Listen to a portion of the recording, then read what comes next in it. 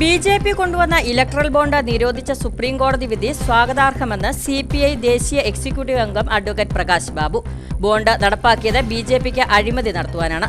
CPI. തുടക്കത്തിൽ തന്നെ ഇതിന് എതിരാണ്. സംസ്ഥാന ബജറ്റിൽ സിവിൽ സപ്ലൈസിന് കൂടുതൽ പണം അനുവദിച്ച പ്രശ്നം പരിഹരിക്കാമായിരുന്നുവെന്നും അദ്ദേഹം പറഞ്ഞു. നിത്യോപയോഗ സാധനങ്ങളുടെ വില ഉയർത്തുവാൻ 2016 എടുത്ത തീരുമാനമാണ് ഇത്. വരുന്ന പാർലമെന്റ് തെരഞ്ഞെടുപ്പിനെ LDF ഒറ്റക്കെട്ടായി നേരിടുമെന്നും പ്രകാശ് ബാബു കട്ടപ്പനയിൽ പറഞ്ഞു. ഇലക്ട്രൽ ബോണ്ട് റദ്ദ് ചെയ്ത വിധിയെ സ്വാഗതം ചെയ്യുന്നു. ഏറ്റവും നല്ല തീരുമാനം. 2018 ബി.ജെ.പി. അവരുടെ ധനസമാഹരണത്തിന് വേണ്ടി കണ്ടുപിടിച്ച ഒരു കുറുക്ക് വഴിയായിരുന്നു ഇലക്ട്രൽ ബോണ്ടുകൾ. ആ ഇലക്ട്രൽ ബോണ്ട് വഴി പണം സമാഹരിക്കുമ്പോൾ യഥാർത്ഥ സംഭാവന നൽകുന്ന ആരാണ് എന്ന് ആർക്കും അറിയാൻ കഴിയില്ല. യഥാർത്ഥ ഡോണറുടെ വിവരങ്ങൾ മറച്ചു വെക്കാൻ കൂടി സഹായിക്കുന്ന ഒന്നാണ് ഇലക്ട്രൽ ബോണ്ട് പദ്ധതി.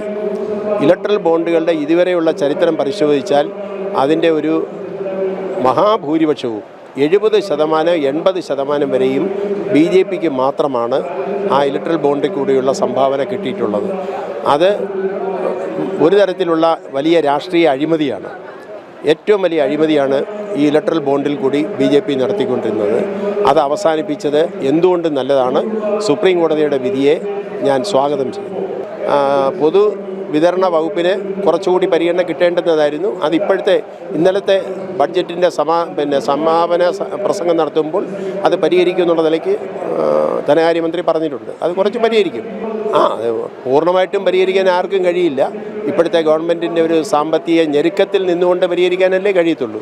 അത് പരമാവധി പരിഹരിക്കാമെന്നുള്ള നിലയ്ക്ക് തന്നെ വളരെ പോസിറ്റീവായ ഒരു നിലപാടാണ് ധനകാര്യമന്ത്രി ഇന്നലെ അക്കാര്യത്തിൽ സ്വീകരിച്ചത്. ആ നിലയിൽ തന്നെ അത് പരിഹരിക്കും.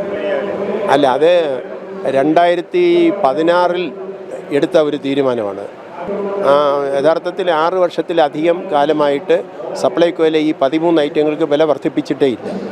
ഇപ്പോൾ ആ വിലയ്ക്ക് എടുക്കുന്നതിൻ്റെ പേരിൽ സിവിൽ സപ്ലൈസ് കോർപ്പറേഷന് ഒരു മാസം ഏതാണ്ട് 40 കോടി രൂപയിലധികമുള്ള നഷ്ടമാണ് ഉണ്ടായിക്കൊണ്ടിരുന്നത്.